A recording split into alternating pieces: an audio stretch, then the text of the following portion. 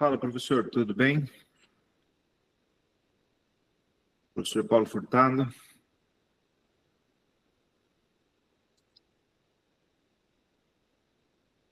Professor Paulo, tudo bem? Nos ouve? Oi, André, tudo bem? Opa, boa noite. Boa noite. Ouve bem, André? Professor Paulo, tá me ouvindo, professor Paulo? Deixa eu mandar uma mensagem para ele aqui.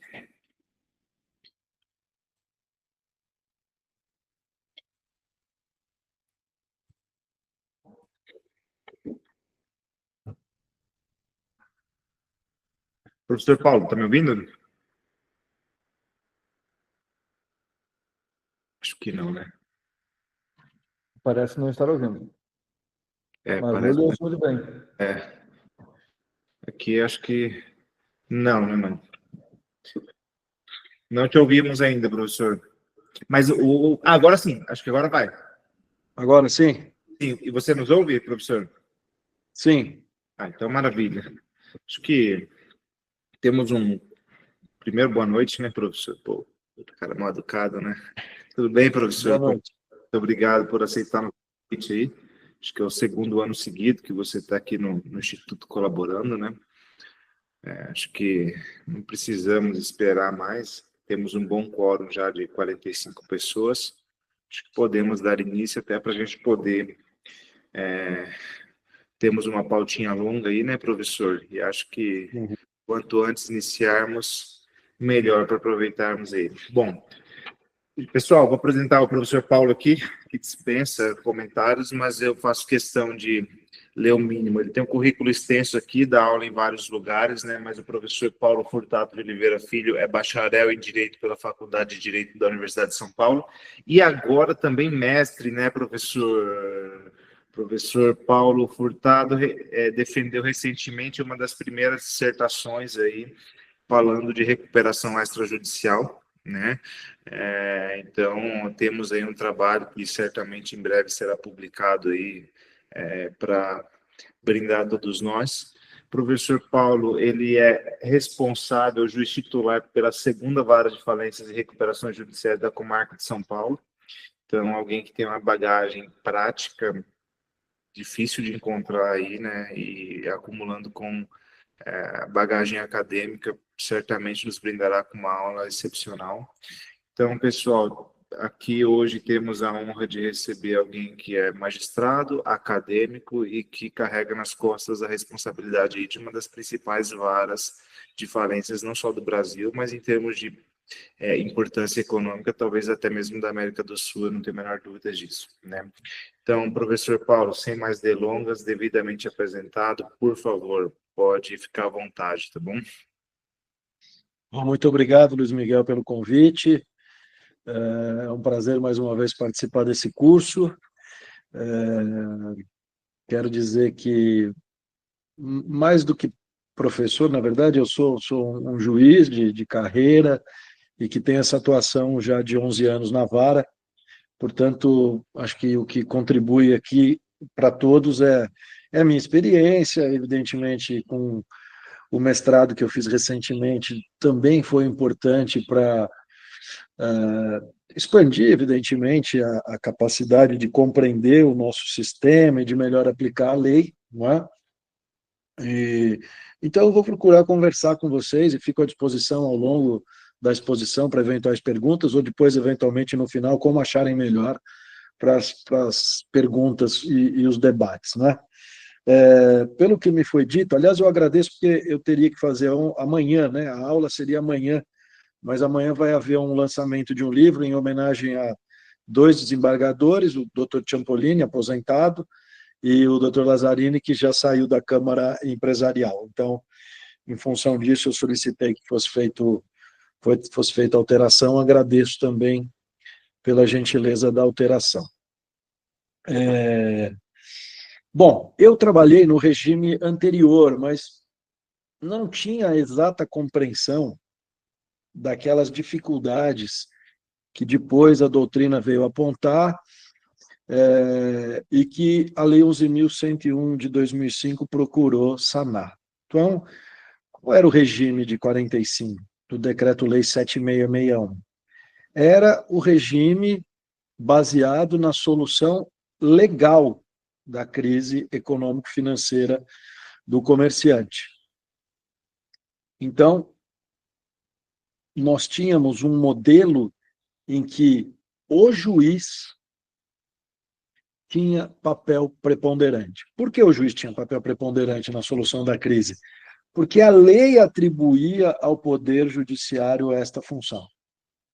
Então, o devedor em crise econômico-financeira, o comerciante em dificuldade para pagar os seus credores, ele ia ao Poder Judiciário e dizia, olha, estou em crise, não consigo pagar meus credores, preciso da concordata.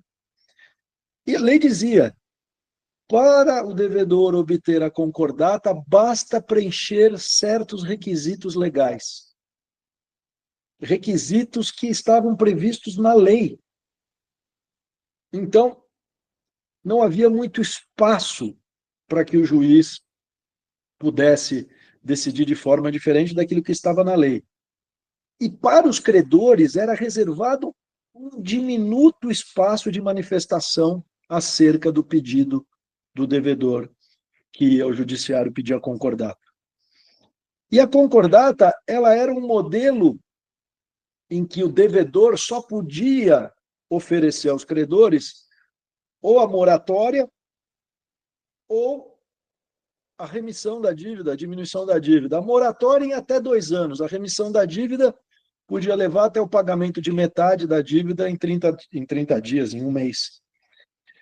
Então, como é que a gente tinha a condição de oferecer mecanismo adequado de solução da crise com um modelo padronizado, um modelo único, em que os credores não tinham manifestação, em que os credores não podiam participar, e que o papel decisório era totalmente conferido ao juiz?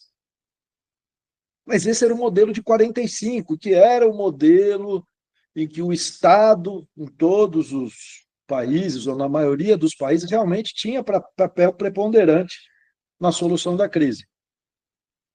Mas se a gente pegar a legislação precedente, a de 45, se a gente pegar a legislação do fim do século XIX e do início do século XX, a nossa legislação sempre se baseou na negociação do devedor com os credores para a solução da crise. O regime de 45 é uma exceção no direito brasileiro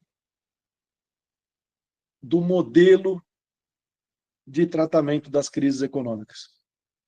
Então, no fim do século XIX, regime liberal, se confiava na solução da crise mediante proposta do devedor aceita pela maioria dos credores, e isso poderia ser até objeto de negociação prévia e levado depois à homologação do juiz, que é a figura da recuperação extrajudicial. Isso era incentivado no fim do século XIX.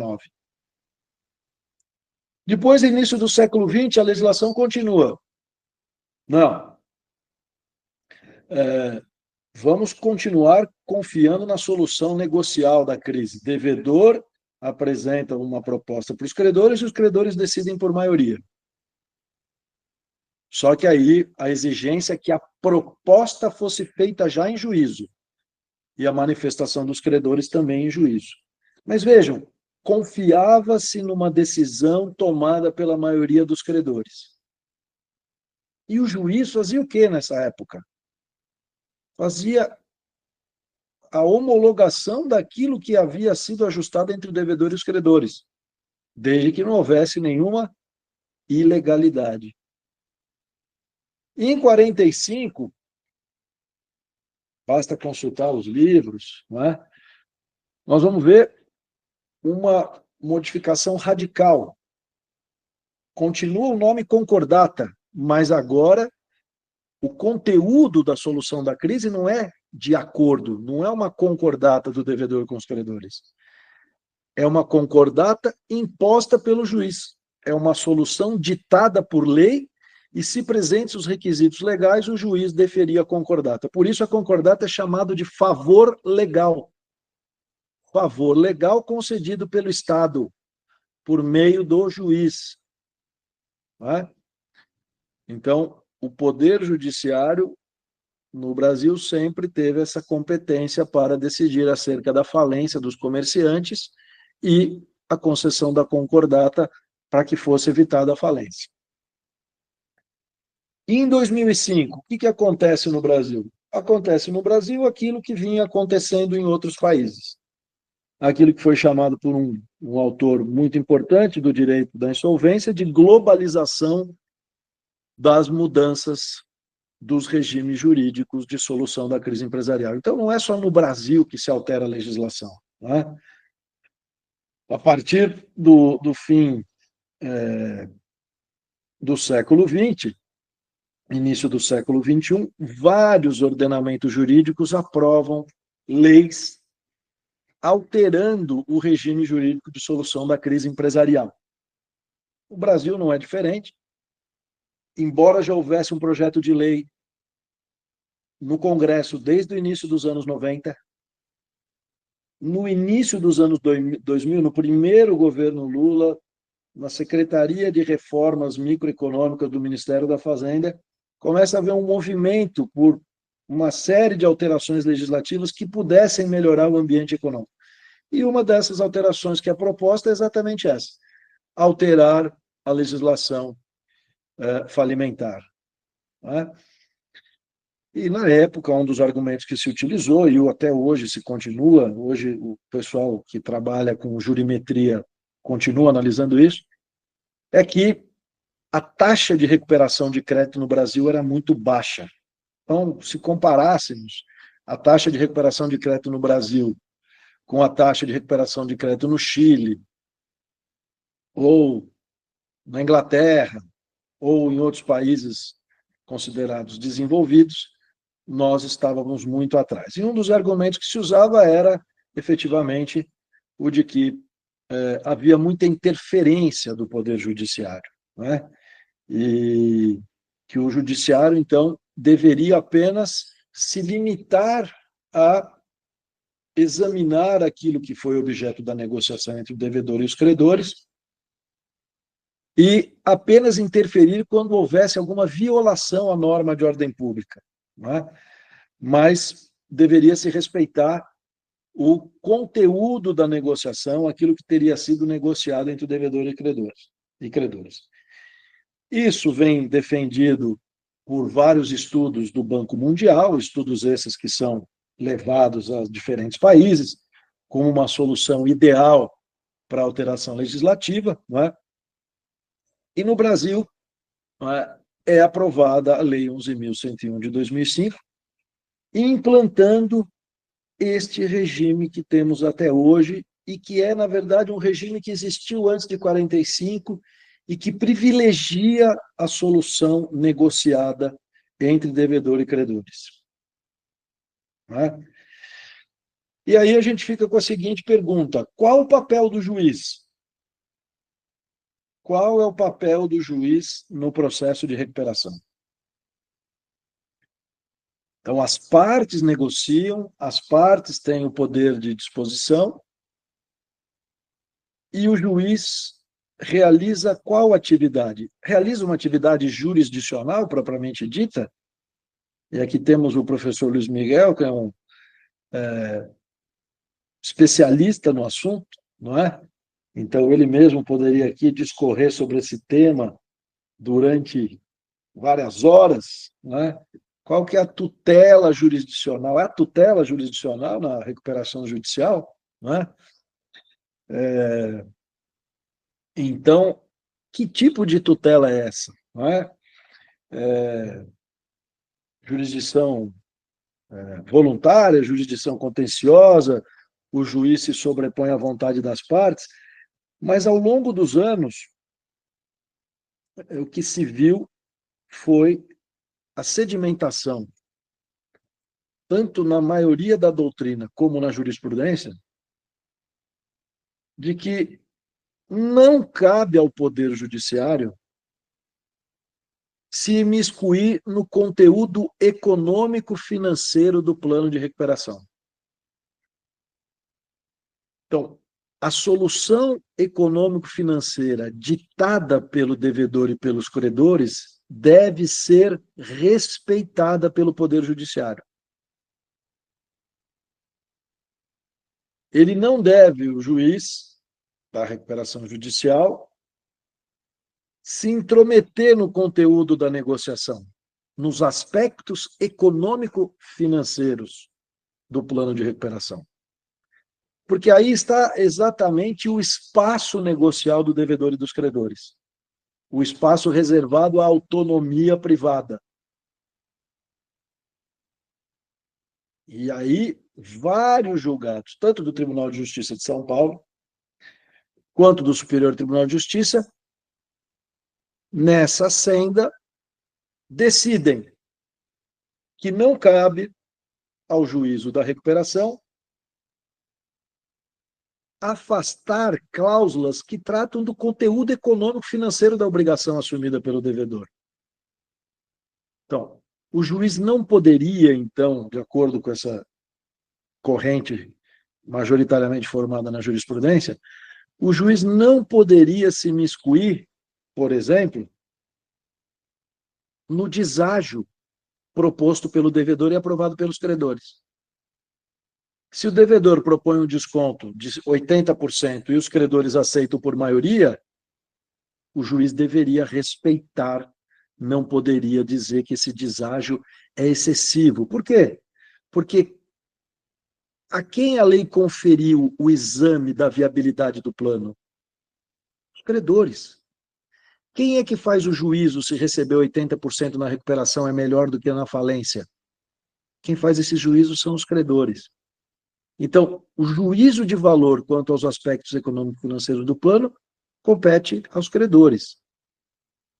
Prazo de pagamento, carência, deságio, taxa de juros, índice de correção monetária.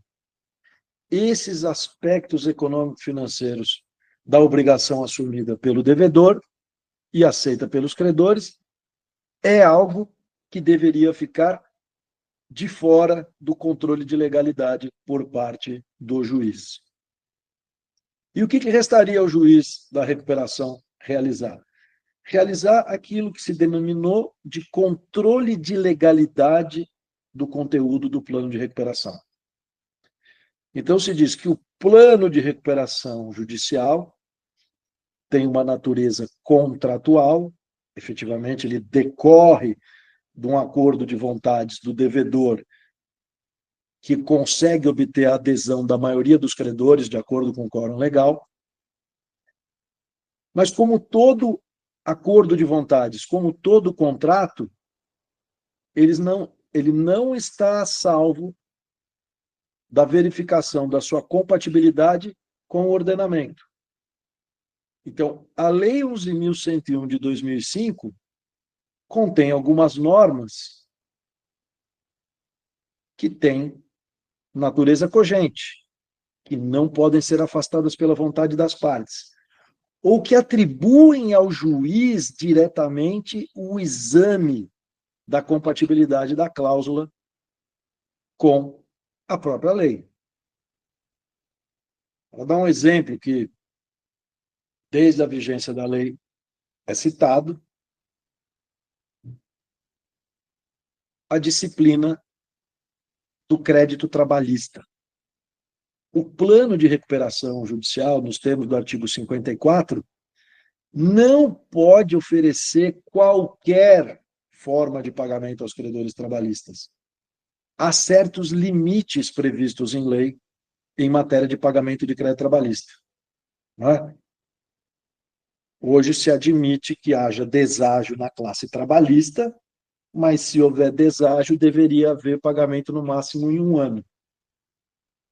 Se não houver pagamento no prazo de 1 ano, deveria haver pagamento no máximo em até 3 anos, um pagamento integral com garantia considerada idônea pelo juiz. Então, veja, a própria lei atribui ao juiz, qual é o papel do juiz nesse caso? Constatar a idoneidade da garantia que está sendo prestada pela devedora. Eu já peguei um caso absolutamente despropositado, em que a garantia oferecida eram cotas de uma sociedade que eram de difícil liquidação. Então, obviamente, aquela proposta foi considerada inidônea por parte do juiz, né? No caso, eu proferi a decisão dizendo que, naquela situação específica, a garantia não era idônea e, portanto, ela não poderia ser aceita. Certo? Outro ponto importante, e que sempre é objeto de exame, porque variados planos contêm essa cláusula. A cláusula exonerando coobrigados. A cláusula dispondo que fiadores e avalistas têm as suas obrigações extintas com a aprovação do plano. Essa cláusula tem sido afastada no exame da legalidade do plano. Por quê? Porque a própria lei diz que a recuperação ela beneficia o devedor principal. E o plano não pode estabelecer novas condições de pagamento para os fiadores coobrigados e avalistas. Não pode impor por decisão da maioria. Apenas se esses próprios credores concordassem, é que poderia haver modificação da obrigação do fiador, do avalista e do coobrigado. Então, o juiz geralmente se depara com o exame dessa cláusula e tem que fazer o controle de legalidade. Outra cláusula muito comum que é objeto do controle de legalidade. É muito comum nos planos que haja previsão de alienação de ativos.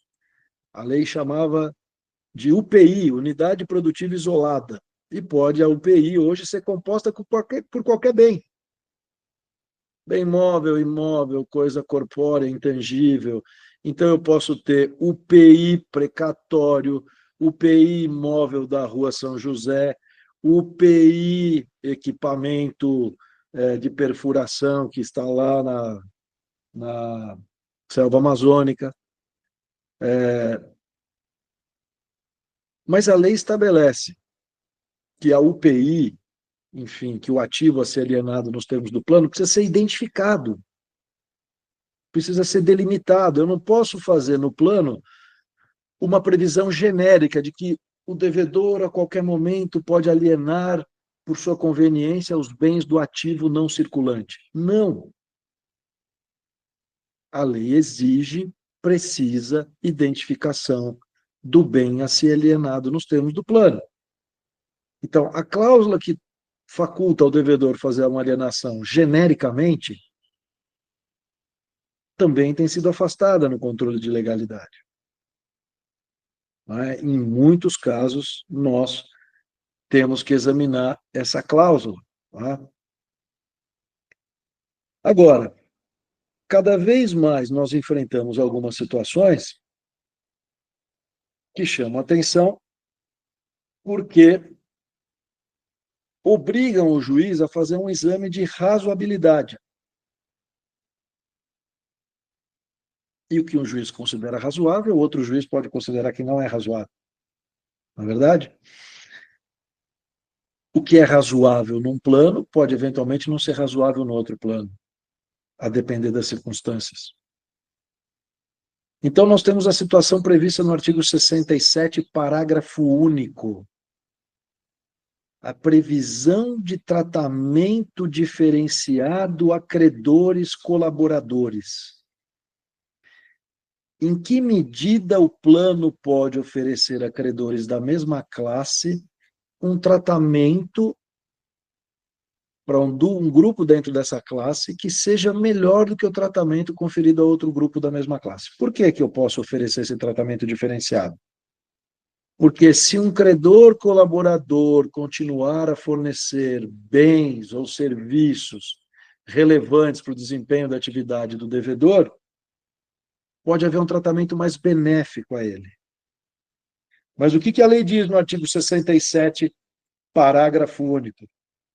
Ela vai dizer o seguinte: é preciso que esse tratamento favorecido seja adequado no caso concreto e que ele seja considerado razoável não é? Então, vejam, qual é o critério previsto em lei? Adequação e razoabilidade. Então, vamos imaginar um plano que diga o seguinte: o devedor pagará aos seus credores quirografários a dívida com 80% de desconto.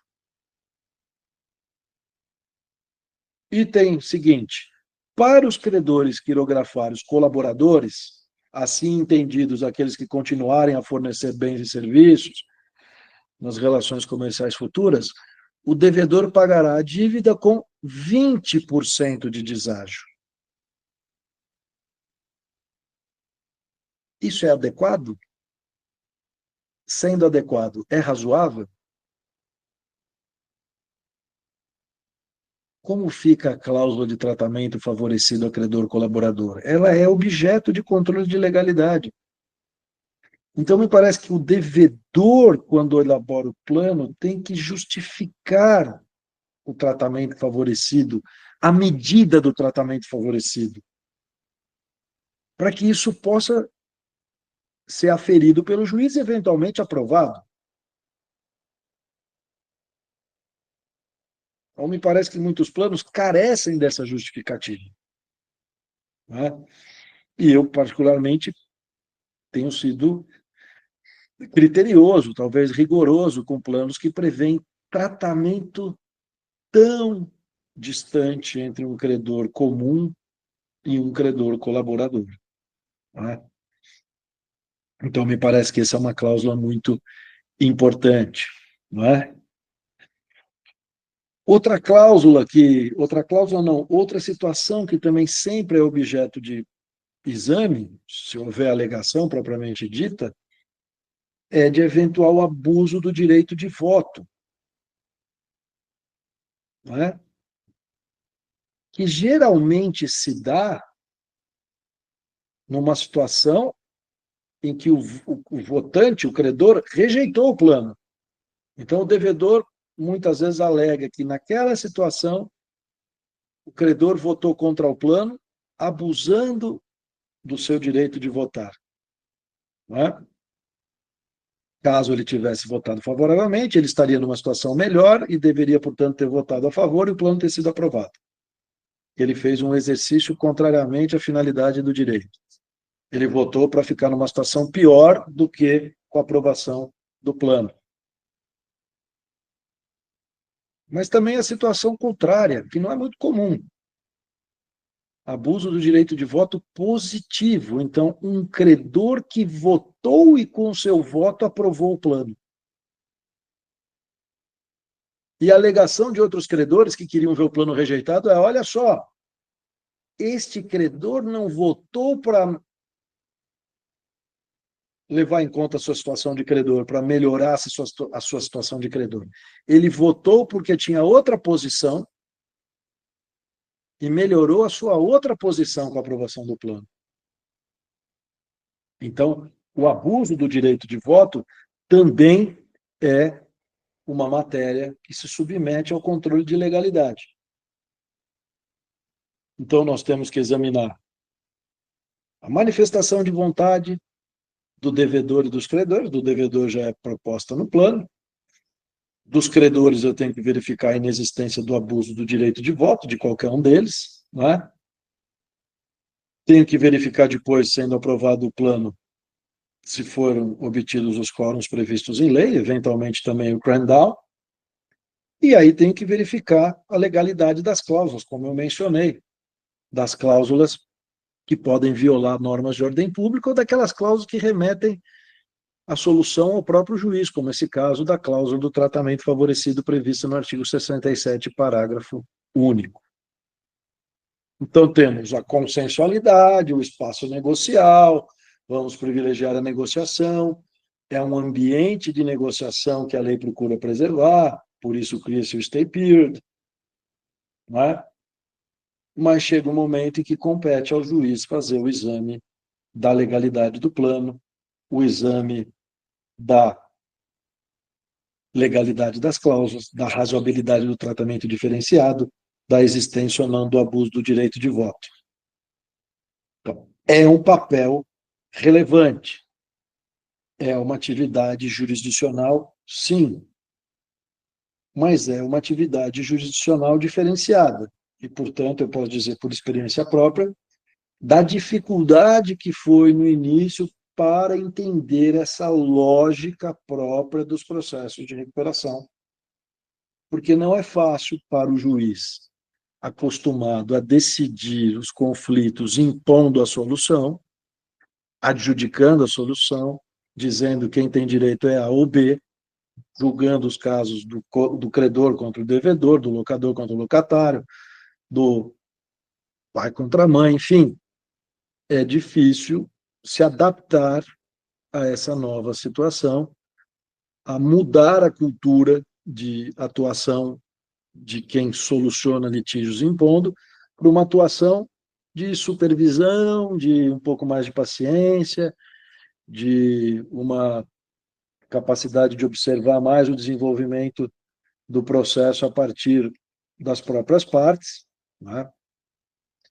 O Luiz Miguel deve saber quem disse aquela frase: o processo é coisa das partes. Né? Eu não gosto muito dessa expressão, mas existe essa expressão, tá? Deixem as partes cuidar do processo. E aí entra até aquela história do negócio jurídico processual também, em que medida as partes poderiam modular o procedimento, criar, no âmbito do procedimento da recuperação, a modificação de prazos previstos em lei, de comunicação dos atos processuais e assim por diante. Essa é uma matéria que certamente o Luiz Miguel trataria com muita proficiência. Mas então é isso, o controle de legalidade cabe ao juiz após a juntada da ata da Assembleia Geral de Credores, geralmente assim é que funciona, a menos que tenham sido manifestadas as vontades dos credores por meio do termo de adesão, que hoje a lei permite, a juntada de termos de adesão, né? Mas ela é feita nesse momento do procedimento. Após a Assembleia Geral de Credores, o administrador judicial junta a ata da AGC com o resultado da deliberação e o juiz faz a análise, faz o controle da legalidade. Só que tem um porém. A lei diz que o devedor deverá regularizar o seu passivo tributário. O devedor, depois da AGC, antes do juiz conceder a recuperação judicial, lá nos termos do artigo 57, deve comprovar a regularidade fiscal, deve juntar as certidões negativas de débitos nos termos do Código Tributário Nacional. E aí, gente, o que aconteceu? Acho que talvez a maioria de vocês que já está acostumado com a matéria conhece o que aconteceu ao longo dos anos. No início, quando a lei logo entrou em vigor, os tribunais se depararam com a seguinte situação. Olha, como é que nós vamos exigir CND do devedor em recuperação judicial? Né? Precisaria ter uma lei especial de parcelamento prevista no artigo 68. Né? Então, o artigo 68 procurava resolver o problema do devedor em crise. Mas essa lei, instituindo o parcelamento especial, não existia em 2005. Então, os tribunais dispensaram a juntada da CND. E isso também foi dispensado pelo Superior Tribunal de Justiça. Então, o que aconteceu, se a gente for analisar? E isso já foi constatado. Pagamento de dívida tributária por devedores em recuperação judicial é muito menor, ou foi muito menor, do que o pagamento de dívidas tributárias por devedores fora da recuperação. Por quê? Muitos devedores iam para o processo de recuperação judicial não só porque tinham um problema a ser resolvido com os credores privados, mas porque queriam deixar de pagar as dívidas tributárias. Então, há estudos da Procuradoria-Geral da Fazenda Nacional dizendo que os pagamentos feitos por devedores de recuperação judicial são muito inferiores à taxa de pagamento dos credores que estavam fora da recuperação. Porque esses devedores de recuperação conseguiam a dispensa da CND. E muitos deles, de má fé, deixavam de pagar os tributos, levando ao seguinte um paradoxo, mas uma situação que não era aquela desejada pelo legislador. Muitos empresários consultavam advogados para pedir recuperação judicial porque o concorrente estava em recuperação judicial e não estava pagando os tributos. Então, era uma concorrência desleal. Ele via a situação do concorrente deixando de pagar os tributos e queria se valer da recuperação judicial para isso. Depois, houve a aprovação de uma legislação estabelecendo uma forma especial de pagamento das dívidas tributárias do devedor em recuperação. Mas os tribunais e o STJ também consideraram que essa lei era insuficiente para os devedores em recuperação judicial. Ou seja, o comando legal do artigo 68 não tinha sido respeitado. Porque esta lei instituída para os devedores de recuperação judicial, ela não continha os benefícios que outras leis tributárias previam para devedores que não estavam em recuperação. Então, o argumento foi o seguinte: o devedor em RJ deve ter um tratamento favorecido em relação aos devedores que não estão em RJ. E a lei não deu esse tratamento favorecido. Consequentemente, os tribunais disseram: esta nova lei não é suficiente para que se possa exigir a CND. E nós continuamos com a situação anterior. Até que, com a reforma de 2020 e a criação de mecanismos de parcelamento e transação tributárias, houve uma alteração na jurisprudência. O próprio Superior Tribunal de Justiça passa a admitir que, com o novo regime jurídico, tendo a União oferecido mecanismos de solução da crise tributária, com parcelamento e transação especiais, deveria ser exigida a comprovação da regularidade fiscal, deveria ser exigida a CND. Então, me parece que esse é o entendimento atual, me parece que é correto, faz sentido, e que só deveria ser dispensada a CND nas hipóteses em que efetivamente o ente tributário não ofereceu o tratamento especial. Se o município não ofereceu lei com parcelamento ou transação tributária, com melhores condições para o devedor em RJ, se o Estado não ofereceu parcelamento e transação tributárias em condições melhores para o devedor em RJ, nesse caso eu até reconheço que possa ser dispensada a CND.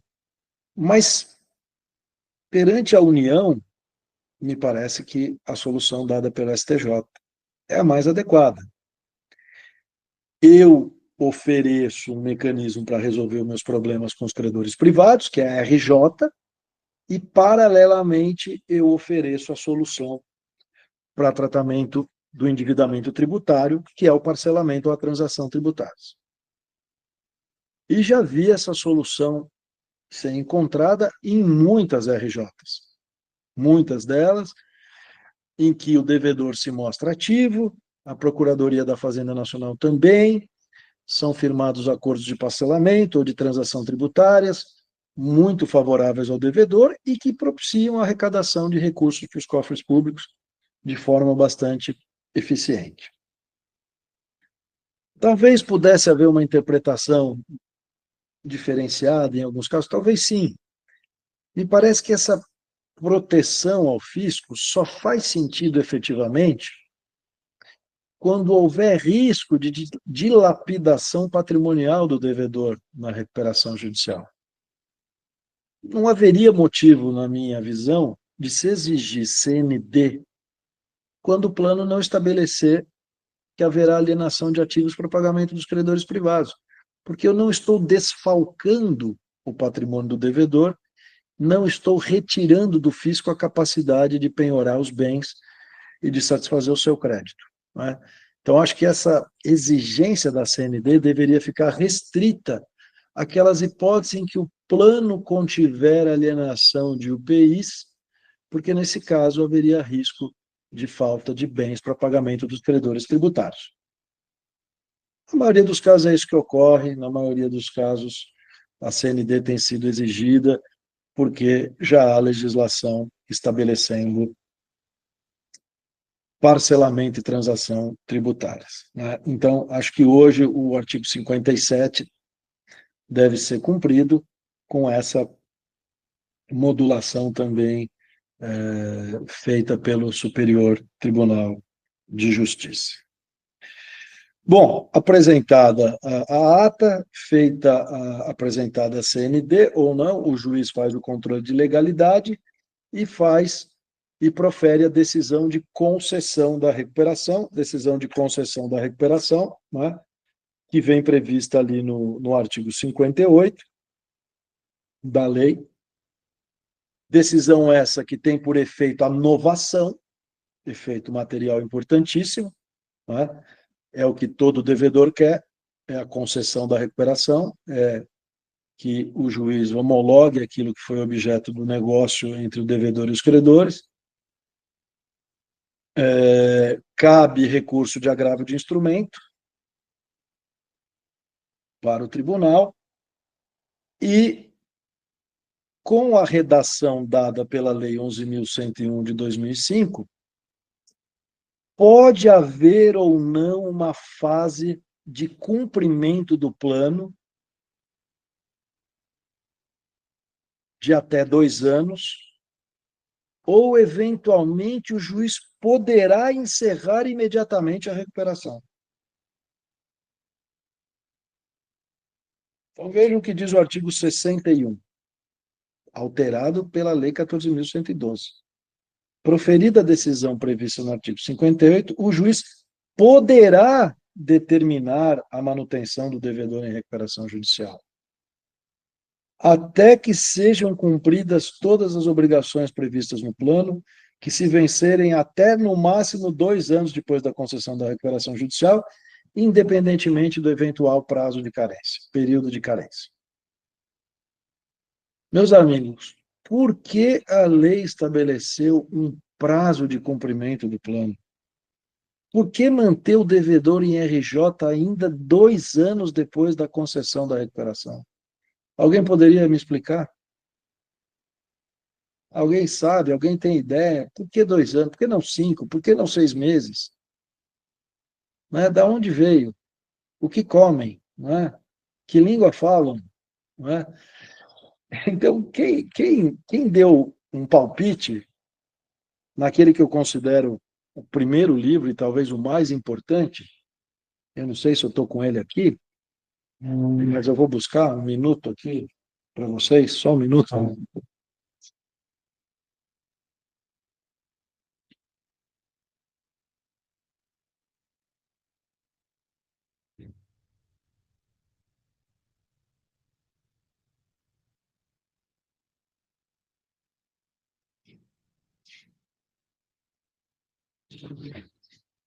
Desculpem aí o...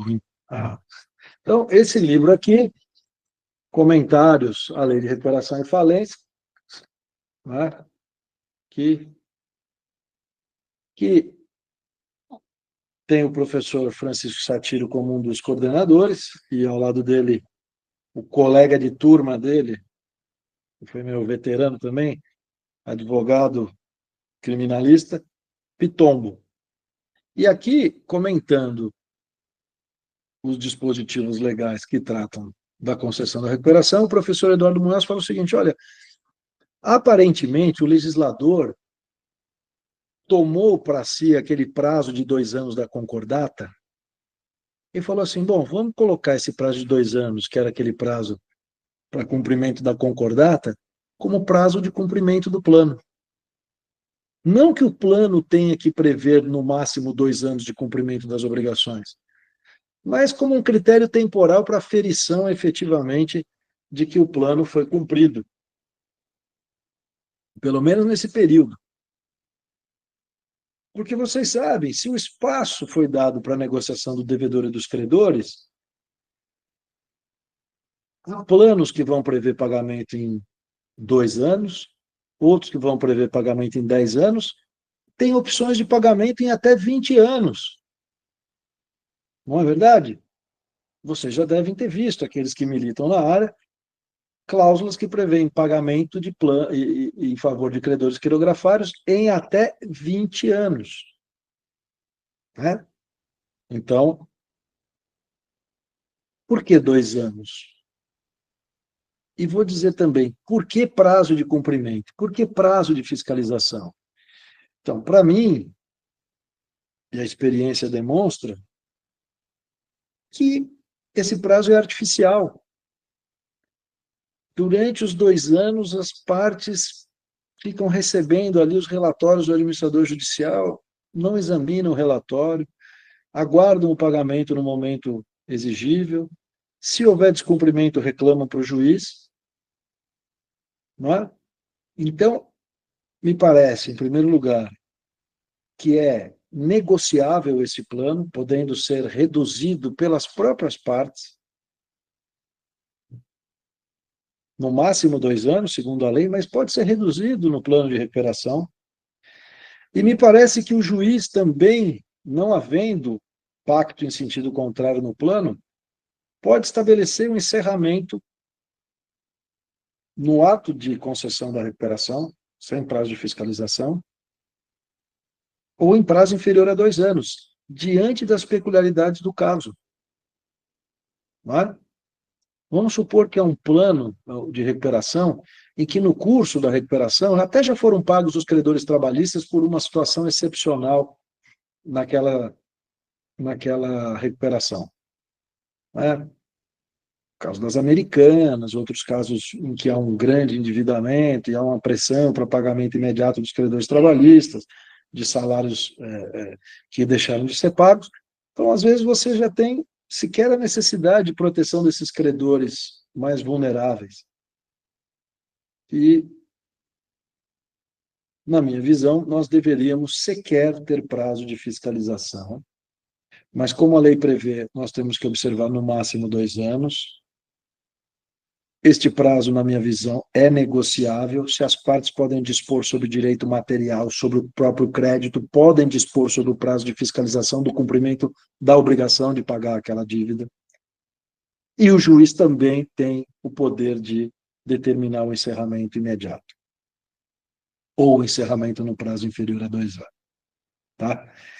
Eu já dei várias decisões nesse sentido. Dependendo do julgador no tribunal, a decisão é mantida. Não é? Dependendo da situação da recuperação, eles entendem que não deve ser suprimida a fase de fiscalização. Tá? Mas acho que agora, com a expressão poderá, fica difícil sustentar que é obrigatório o prazo de fiscalização. Alguns objetam, mas e se o plano contiver previsão de alienação de UPI?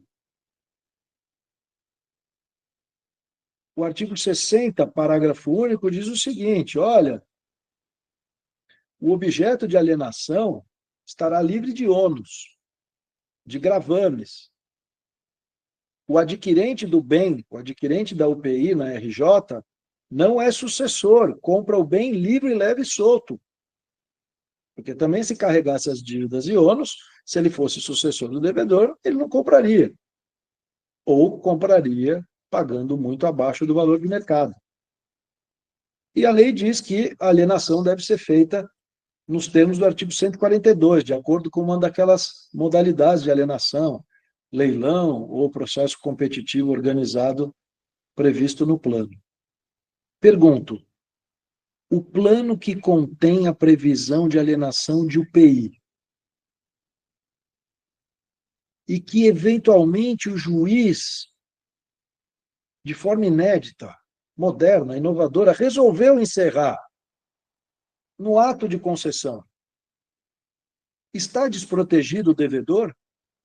Porque terá que promover uma alienação da UPI futuramente e a recuperação já está encerrada? Me parece que não. Pode eventualmente ser aberto um incidente destinado ao cumprimento da decisão de concessão. Então, limita-se apenas a se formular um pedido para alienação da UPI na forma do plano.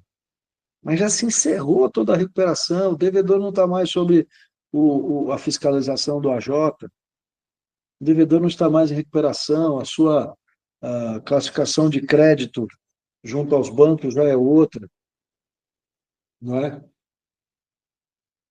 Então, acho que é possível inovar com segurança, com criatividade, não é? E tornar menos sobrecarregada a atividade do cartório, menos custosa a recuperação judicial, tá? Mais eficiente esse instrumento. E é por isso que eu prefiro, e acho que quando as partes conseguem, é muito melhor a recuperação extrajudicial. Porque a negociação foi feita extrajudicialmente, o plano foi firmado extrajudicialmente, não tem administrador judicial, não tem assembleia, o juiz homologa o plano se estiverem presentes os requisitos legais e não houver acolhimento das impugnações.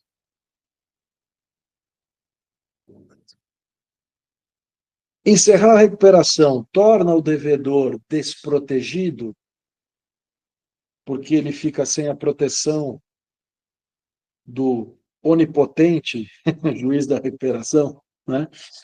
Porque às vezes pedem para o juiz da recuperação tudo. Deus da recuperação, conceda-nos tudo aquilo que era. Às vezes você fala para o advogado, doutor, aqui o senhor já perdeu esse ativo na arbitragem, não tem que fazer nada aqui.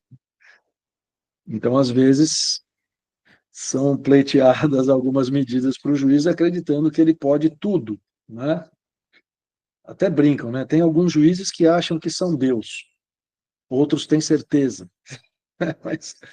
Mas assim, às vezes, a recuperação judicial é tardia, e aí não tem como salvar o devedor que não tem atuado tempestivamente. Mas vou contar a experiência do caso da Abril. A Abril tinha um passivo trabalhista muito alto, mas a Abril trabalhou muito para encerrar a recuperação. Depois de concedida a recuperação, ela fez todo o esforço necessário para encerrar o processo, cumprindo o plano e depois dos 2 anos trazendo a prova de que havia cumprido o plano naqueles 2 anos. Mas o que aconteceu com os espertinhos dos advogados dos credores trabalhistas? Foram lá na Justiça do Trabalho dizendo o seguinte: olha, encerrada a recuperação, quero receber o meu crédito integralmente. Quero executar, pegar tudo que tem da devedora e acabou. Pode isso, Arnaldo? Não, não pode. Por quê? Porque, como eu disse para vocês, a concessão da recuperação resulta em novação das obrigações. Efeito material.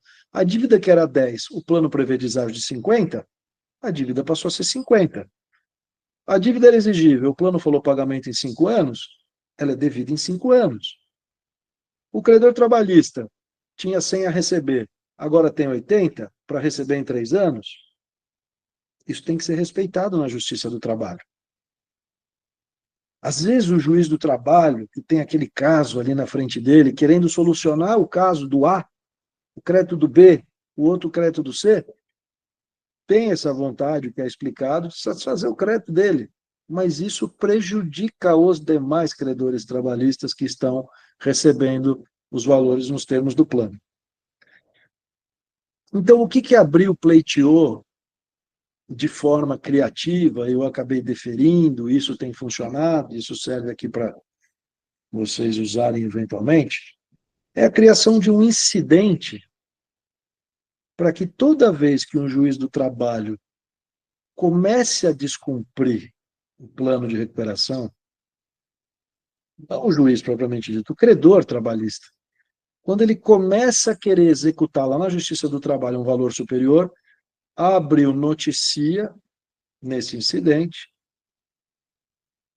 o juiz da recuperação faz o exame, oficia para o juiz da Justiça do Trabalho, comunicando que aquele credor se submete à recuperação, que o crédito dele foi novado e que, portanto, isso tem que ser respeitado.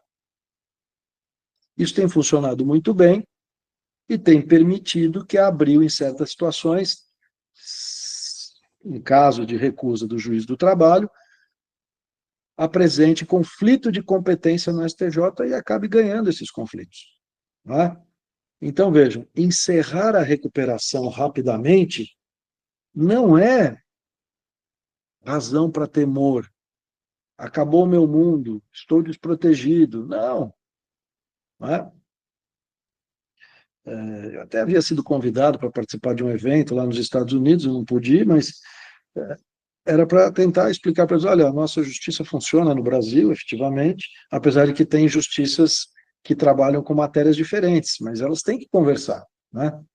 Não adianta querer satisfazer o trabalhista e prejudicar os demais, e prejudicar a própria atividade empresarial e a fonte de recursos para o pagamento desses créditos, né?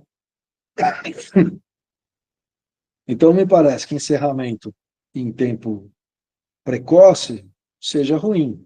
A gente tem que conseguir trabalhar de forma a preservar os efeitos da concessão, a aplicar toda a proteção jurídica que a lei dá para a concessão, seja na alienação de UPI, seja na novação. Não é? Então, há esses mecanismos que permitem que a gente chegue a essa solução.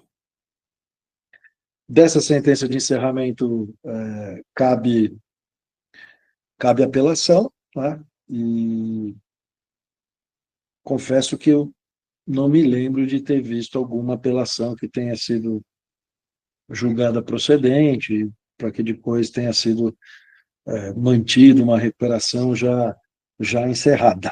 Né? Então, era isso, Luiz Miguel, fico à disposição para todos, de todos, né? Para as eventuais perguntas, observações, acho que muita gente tem coisas a perguntar. Aqueles que tiverem interesse, eu depois passo 2 recuperações que eu tive que julgar recentemente, com análise de plano, de cláusulas, abuso de direito de voto, é o caso da Odebrecht e o caso da recuperação judicial da Gossil. Não é? Depois eu posso passar para vocês o número dessas. Olha que bonitinho as palminhas aqui, né? Interessante. Mas eu fico à disposição. Vamos às perguntas, que as perguntas geralmente trazem desafios relevantes, né? As perguntas geralmente trazem para a gente questões boas. Vamos lá, professor. Primeiro, antes de tudo e acima de tudo, professor, muito obrigado pela aula brilhante e tenho certeza que qualquer um que não seja imune ao conhecimento, professor, aprendeu hoje aqui, qualquer um que prestou atenção, certamente tirou muito de tudo isso que você falou. Professor, eu queria fazer alguns comentários.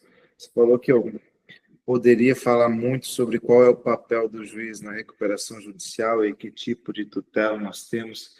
Pode ter certeza, professor, que se eu soubesse a resposta disso aqui, eu estava rachando de ganhar dinheiro vendendo parecer por aí, viu? Quem sabe a resposta disso aqui hoje tem... Isso é uma das maiores discussões que a gente tem hoje, né? Qual que é o limite do poder do juiz para conduzir esse processo, como fazer isso sem ofender devido processo legal, sem desconfigurar o sistema de insolvência, sem levar insegurança para o sistema de crédito, quem participa na construção dessas decisões, né? Hoje a gente fala de coletividade de credores no processo de recuperação judicial, mas quem é que representa essa coletividade? Porque o administrador judicial não tem poder de representação, o Ministério Público, ele participa muito pouco, né? Então, é uma questão, professor, que convido não só você, mas todo mundo aqui, né, a gente a construir isso, né? A gente pensar no devido processo legal do nosso processo de recuperação judicial, que é algo que está em alta, né, que a gente está falando o tempo todo, né? Um desafio, é difícil. Separei aqui algumas perguntas para você, professor. Vou inaugurar aqui, usar meu privilégio aqui que estou tendo, vou inaugurar e depois eu vi que já tem pessoal com a mão levantada aqui para fazer algumas perguntas, tá? Mas, professor, primeira coisa que eu queria te perguntar é em relação aqui, fazer essas perguntas combinadas, tá, professor? Quais são os cuidados que você tem para tratar a razoabilidade, tá, do tratamento diferenciado, sem necessariamente entrar no aspecto econômico? Porque, assim, o que é o devedor justificar? Tá? Porque, em regra, quando a gente pensa ali no critério de razoabilidade, né, a gente entende o seguinte: se o tratamento para uma subclasse ela não for razoável e for demasiadamente justificada, em teoria a maioria vai rejeitar e a gente tem o Crandão protegendo, né, porque não haverá aprovação pelo Crandão, porque não permite aprovação com tratamento diferenciado, né? Então, queria que você falasse um pouquinho sobre isso. E depois, professor, eu queria saber qual é o teu posicionamento quando a gente fala de abuso de direito de voto em relação àquela jurisprudência que se formou há algum tempo sobre o tal do credor obstrutivo, né? Que é aquele credor que ele é tão poderoso dentro de uma recuperação judicial que ele inviabiliza qualquer tipo de quórum, tanto o quórum do 58, parágrafo 1º, como do 45, né? Porque ele tem um crédito tão concentrado que não tem como ter aprovação de nenhum plano sem ele, né? E é curioso, né? Porque quando a gente fala, nossa, o credor ele é muito poderoso, esse credor ele pode dominar a recuperação judicial e desconsidera o voto desse credor, a gente esquece que esse credor ele é poderoso justamente porque ele acreditou e confiou muito naquela companhia e colocou muito dinheiro lá, né? Então, assim, é contraditório, né? No momento de crise, a gente acabar dando um tratamento tão rigoroso para ele. Então, professor, eu queria que você falasse um pouquinho sobre esses pontos, assim, para a gente começar os debates aqui. Sim.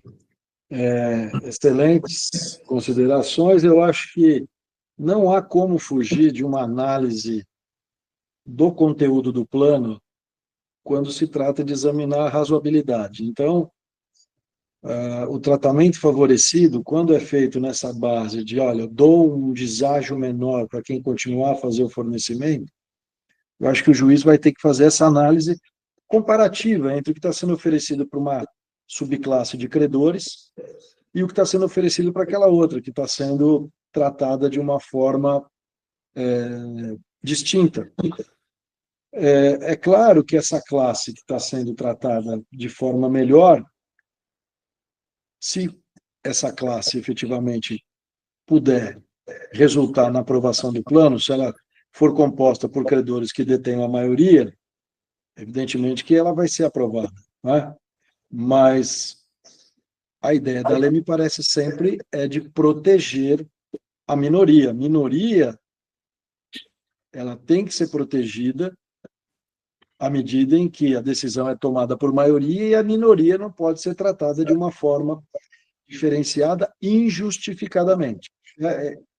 Esse é o ponto principal. Há um tratamento injustificado para essa minoria? Então, nesse ponto, eu acho que reside a solução da questão.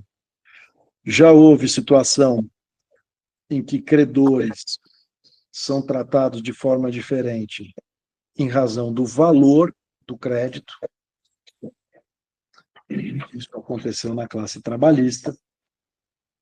E justamente o tratamento pior ele era feito para credores que, em quantidade, faziam parte da minoria. Então, eram 100 credores.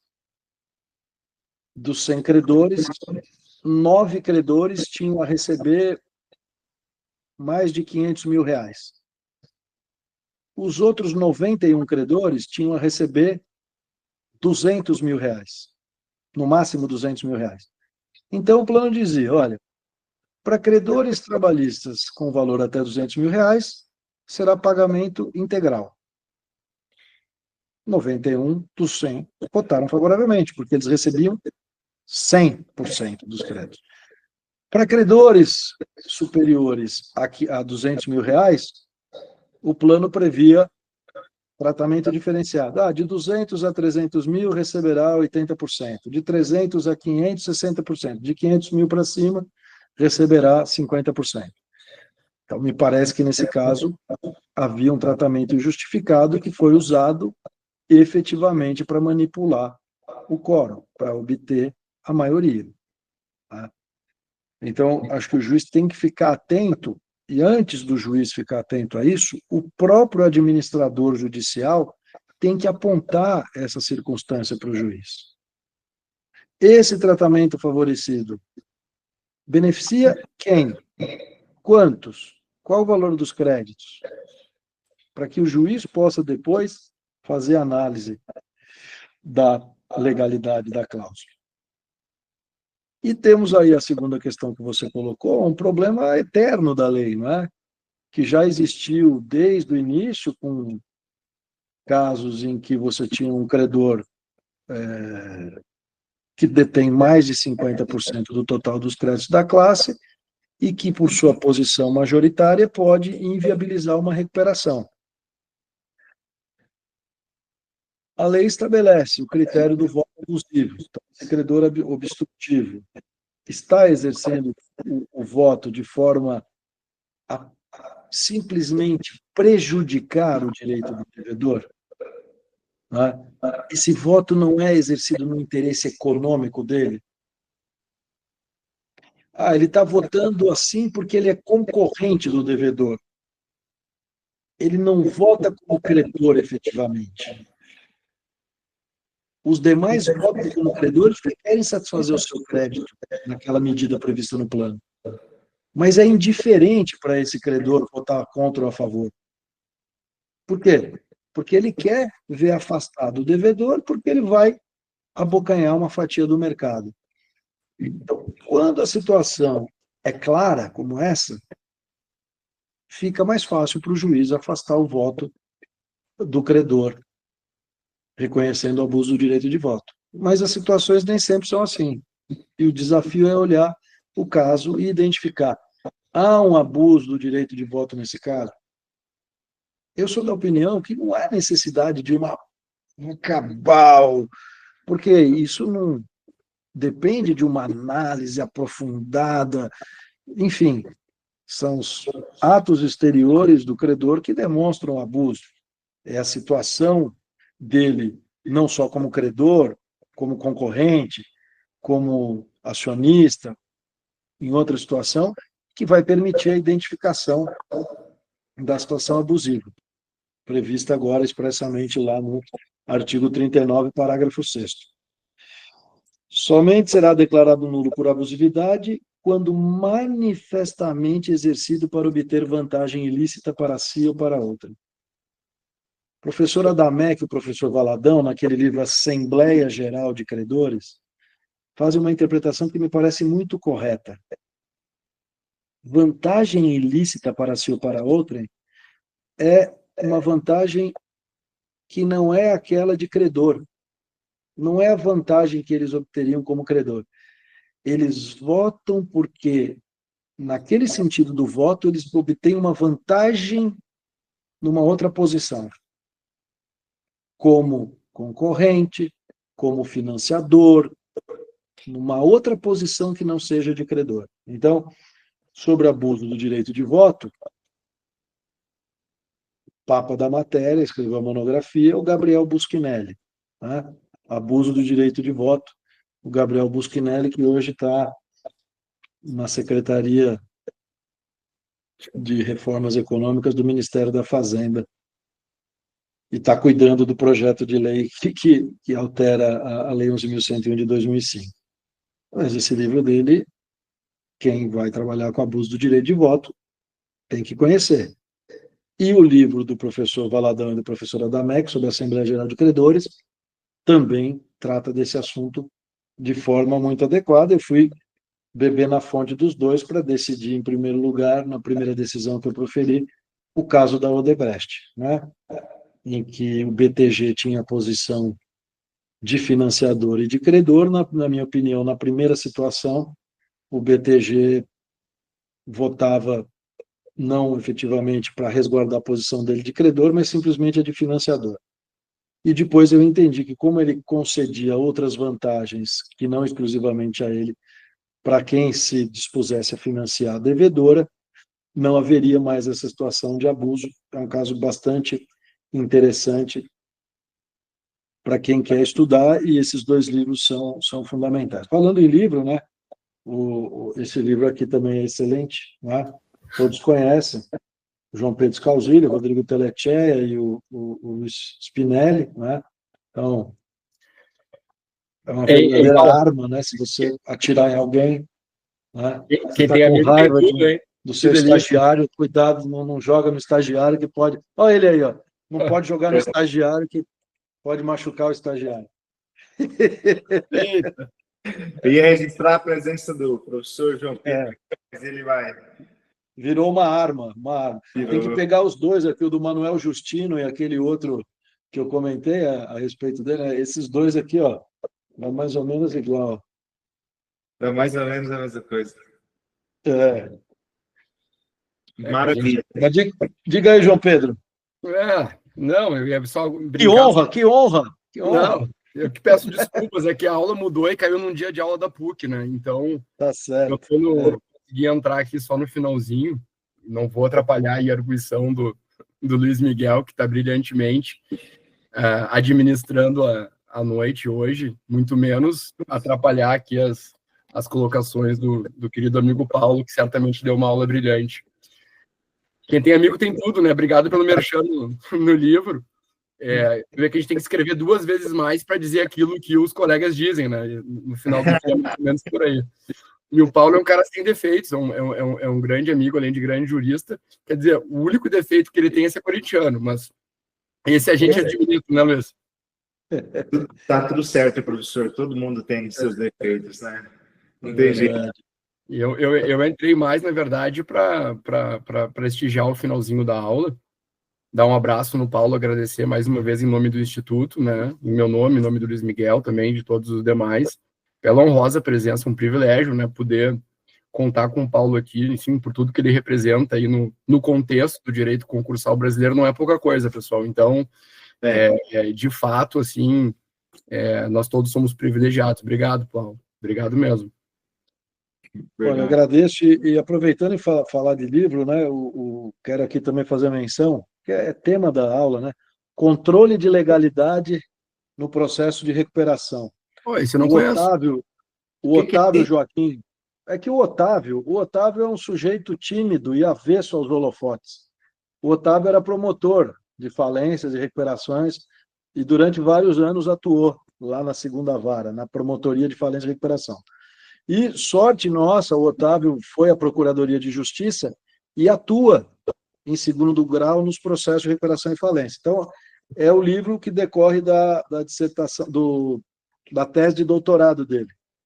O controle de legalidade no processo de recuperação judicial. Então, o Otávio desenvolveu esse estudo na disciplina de processo civil. E também tem esse viés processual mais aprofundado, assim como o livro do João Pedro trata da confusão patrimonial e prepondera a análise do direito material, o Otávio também tem um livro sobre desconsideração e que prepondera a análise processual. Você deve lembrar dele. Paulo, agora tô falando, o Luiz Miguel tá com cara de quem não conhece o livro também, e eu falhei aqui por não conhecer, mas se eu bem me lembro, lá em 2014, quando tu me convidou para uma palestra aí no tribunal, o Otávio estava na mesa conosco, não estava? Exatamente. Que E foi... ele me deu de presente esse livro de desconsideração e eu usei ele depois, inclusive nas minhas aulas. É a mesma pessoa? É a mesma pessoa. É o mesmo português, Otávio Joaquim. E é de quando esse livro, Paulo? Esse de controle de legalidade? É muito bom. O controle de legalidade no processo de recuperação judicial. Mas é desse ano agora? 2023. Poxa. 2023, editora De Plácido. O Otávio tem que divulgar um pouquinho mais, assim, porque é um livro que certamente tem uma qualidade num tema que é central. É muito importante. E o Luiz Miguel estava falando sobre devido processo legal, e ele trata desse tema, Luiz Miguel. É interessante. Que legal. Eu tenho um livro de desconsideração dele, professor. É meu novo objeto de pesquisa. Eu tenho um livro de desconsideração dele, mas eu não conhecia esse também. Às vezes a gente não conhece algumas obras. Eu me lembro a primeira vez que eu soube do livro da professora Sheila também, eu falei, nossa senhora, eu nunca tinha ouvido falar dela, lá em 2014 também, né? Mas era fruto da tese de doutorado dele, aquele livro fantástico, e quem comentou sobre ele foi outro papa da matéria, né? Que era o desembargador Romeu Recupero, que por tantos anos atuou na Câmara de Falências e Recuperações, né? Então, é muito bom o livro do Otávio também, bastante proveitosa a leitura. Luiz, o Paulo é um cara que ele vai a fundo assim na bibliografia, porque eu até vou contar essa história rapidamente. Para mim foi uma experiência única. Eu estava em Porto Alegre aqui em 2014, recente tinha defendido minha tese de doutorado, na verdade, e eu recebo uma mensagem do Paulo, que à época eu não conhecia ainda. O Paulo se apresentando: olha, eu sou juiz em São Paulo, na Vara de recuperação em falências, li teu livro, e eu até hoje não lembro exatamente como é que o meu livro foi parar na tua mão, Paulo. O Paulo chamou para dar uma palestra lá no tribunal. E eu fiquei muito honrado, imagina, né? Fui recebido com pompas e circunstâncias com motorista do tribunal, coisa e tal. Nossa, vou ficar famoso agora, pensei, né? Agora foi só um lampejo, foi a única vez que aconteceu que eu fui recebido com motorista, com hotel, tudo. Mas foi uma manhã muito agradável. Foi uma tarde, na verdade, a gente almoçou com o pessoal do tribunal lá. E não lembro como é que o meu livro, aquele de confusão patrimonial, chegou nas tuas mãos, mas foi uma coisa muito legal. Fez 10 anos agora. Exatamente, 10 anos já. Puxa vida. Né? Tempo passa. O Luiz Miguel não estava nem no colégio ainda, eu acho. 10 anos, olha, 10 anos eu estava entrando na faculdade. Não, um pouquinho, já estava na faculdade já, professor. Eu agradeço tão belas palavras que provavelmente pela primeira vez foram proferidas, me parecer tão jovem assim, mas não, sou um pouquinho mais velho que isso. Professor, deixa eu só pedir licença aqui, é o seguinte, ó.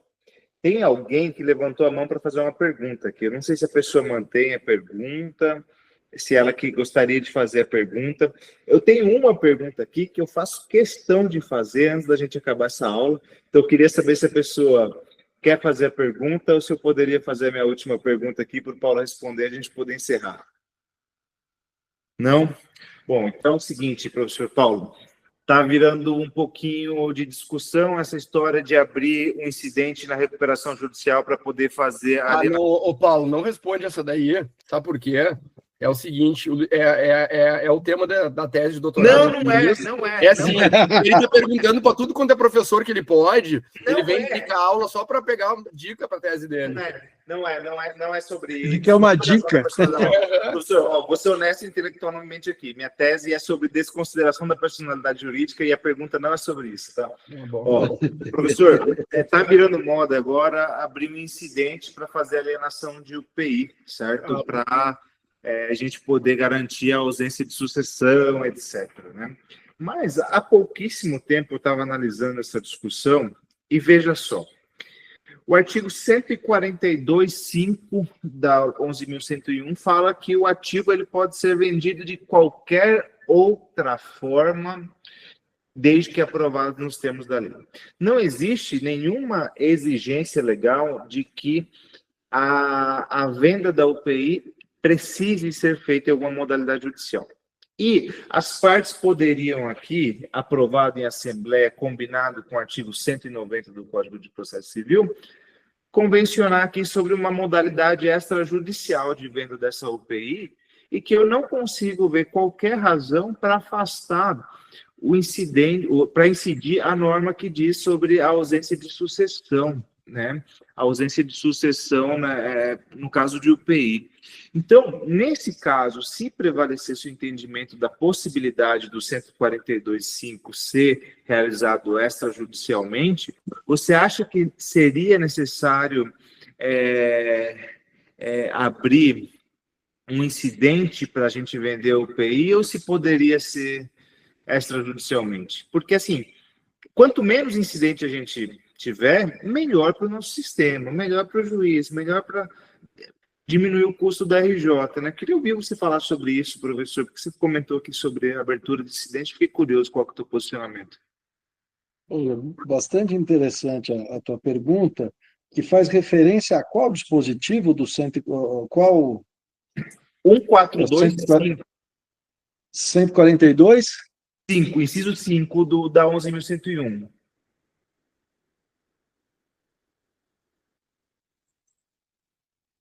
Tá. Porque o dispositivo que você citou aqui da UPI, né, fala, né, que tem que ser vendido nos termos do 142, né? E o 142 não fala que precisa ser judicial essa venda, né? Ele fala leilão eletrônico, presencial ou híbrido. No inciso 1 do 142 e no inciso 4, processo competitivo organizado, promovido por agente especializado de reputação ilibada, ou no inciso 5, essa outra previsão, qualquer outra modalidade, desde que aprovada nos termos desta lei. Depende da previsão no plano. Eu acho que esse dispositivo ele serve para falência, especialmente, né? Mas, como o artigo 60, parágrafo único, faz remissão ao 142, me parece que faz sentido. Pode haver, sim, me parece, em princípio, que poderia haver uma previsão de uma outra modalidade extrajudicial. Só que aí, Paulo, o que precisaria, né, a meu ver, né? Porque a exigência de abertura de incidente, ele não parte do devedor, ele parte do comprador da UPI que se sente inseguro, né? Tendo previsão no plano de recuperação judicial sobre a venda extrajudicial atraindo o regime de ausência de sucessão, a meu ver, caberia ao magistrado, né, também não determinar o processamento desse incidente por falta de interesse de agir. Não, isso aqui tem que ser extrajudicial porque já está regulamentado pelo plano, porque senão o comprador não tem segurança também, né? Você tem razão. O comprador é que vai se sentir desconfortável com o risco da não sucessão, né? E vamos supor um imóvel, como é que depois seria levada a registro a carta de arrematação, né?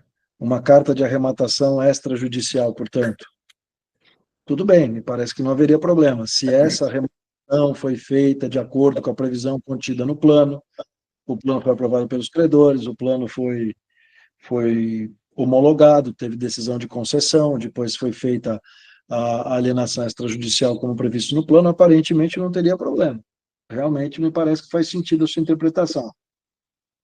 E aí, só sei que acho que na hora de registrar isso no registro de imóveis, teria que levar toda a documentação para comprovar desde o início que foi feita a alienação nos termos do plano, o plano foi aprovado, o plano foi homologado, alienação extrajudicial e saiu a carta de arrematação extrajudicial. Acho que esse é um ponto a se pensar também, né? Porque Sim. lá no registro de imóveis vai ter essa exigência de um título para registro.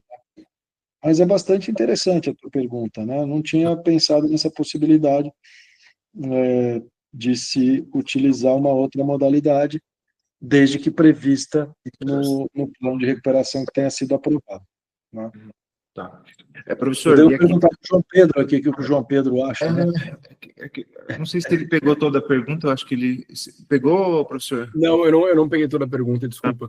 É o seguinte, o 142, inciso 5, ele fala que a alienação ela pode ocorrer por qualquer outro meio legal, desde que aprovado, né? E se a Assembleia prevê que a alienação da UPI será feita de forma extrajudicial, se existiria qualquer necessidade de abrir incidente para vender essa UPI judicialmente, para afastar o regime para usar o regime de UPI, ausência de sucessão, etc., né?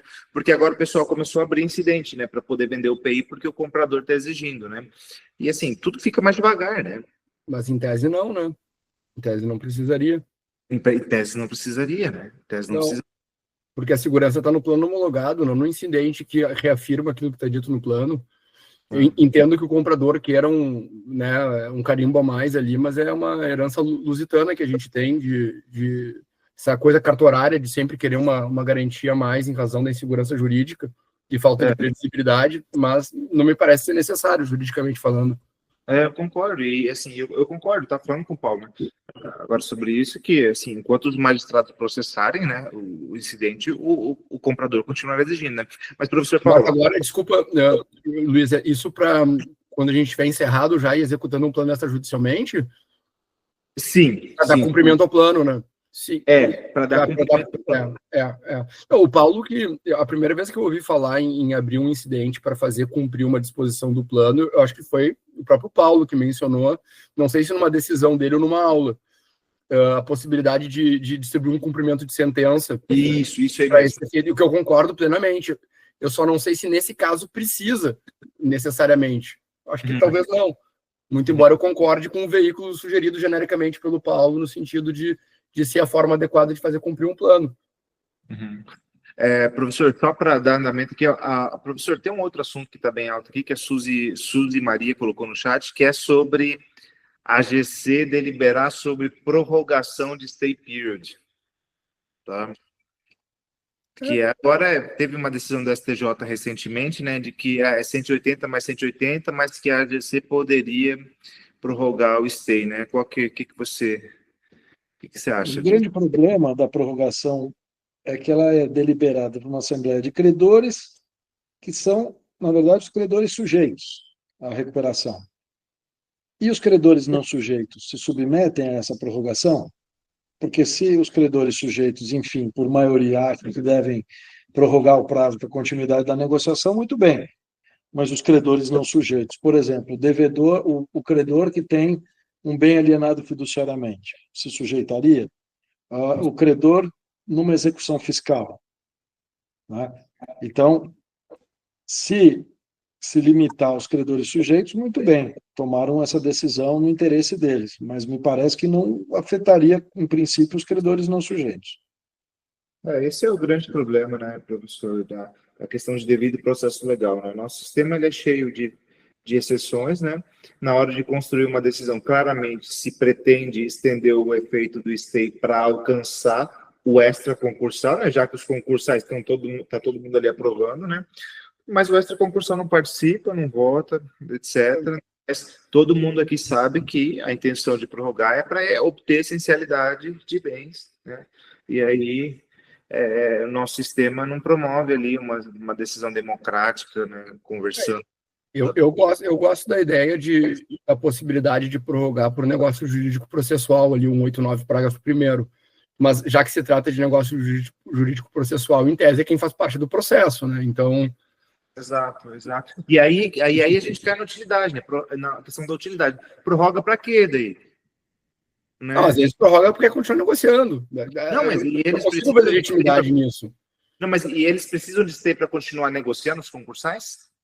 Precisa. Tem sempre uma minoria dissidente ali que tu vai ter que dar uma segurada, né?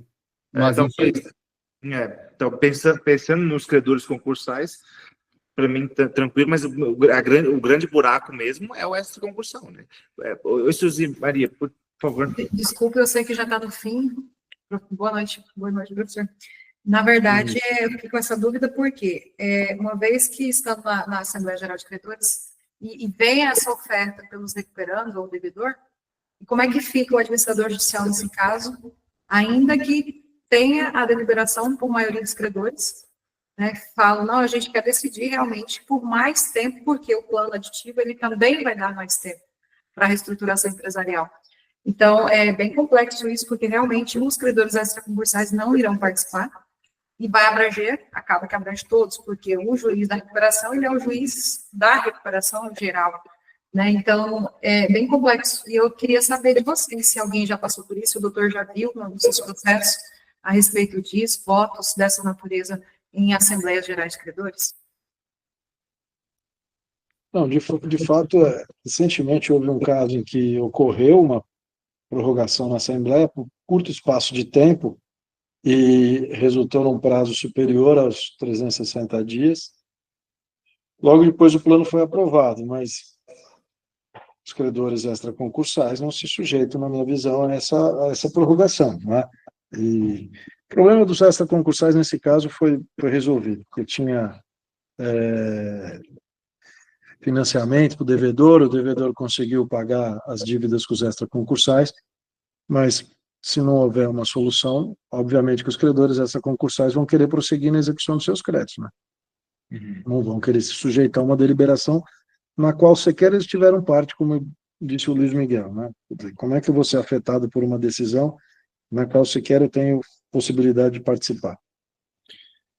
E para mim, Suzy, é o seguinte, o administrador judicial, o papel dele é levar a votação, né? Ele pediu, tem que levar a votação e o juiz decide o que ele faz, né?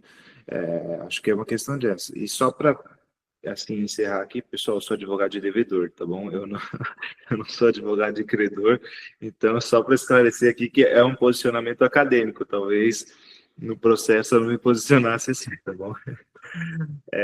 Professor Paulo, professor João Pedro, eu queria te convidar aí para encerrar a aula de hoje, já que você perdeu a abertura aí, para você encerrar. O que você acha? De forma alguma. Eu só vou dar um beijo no Paulo aqui, um beijo em ti e em todos os demais, mas como tu tocou e conduziu com brilhantismo a aula como um todo, até pelos comentários que eu escutei aqui, eu vou te deixar fazer as honras da casa e fazer um devido encerramento. Legal.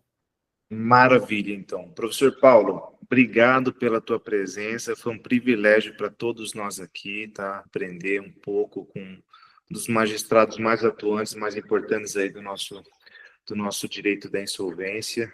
Hoje um acadêmico consagrado também, professor, por mais que você recuse esse título, entendeu? Nós precisamos, então não adianta aí rejeitar, tá aí magistrado e professor hoje, reconhecido por todos. Quero agradecer a todos. Eu participo de alguns cursos, pessoal, online e tal, mas esse é o curso que mais tem aderência do público que eu já vi, assim, né? Até 8h30, até 9 horas às vezes tem no mínimo 50 pessoas toda vez. Então, parabéns aí pelo engajamento, tá? Sempre um prazer estar participando e debatendo com vocês. Vejo vocês na próxima aula, que é amanhã, provavelmente, né, professor João Pedro? Professora Natália Chaves, da Federal de Minas Gerais, para tratar de inovação. Amanhã, infelizmente, não estarei com vocês, estarei junto com o Paulo no lançamento do livro do IASP, que eu também participei ali em homenagem aos desembargadores. Então, nos vemos na próxima oportunidade, tá bom, pessoal? Obrigado, um abraço, até mais. Valeu, Paulo, obrigado, viu? Obrigado, pessoal. Obrigado, gente. Um grande abraço, Luiz Miguel, João Pedro. A todos. Um abraço a todos aí. Valeu. Um abração.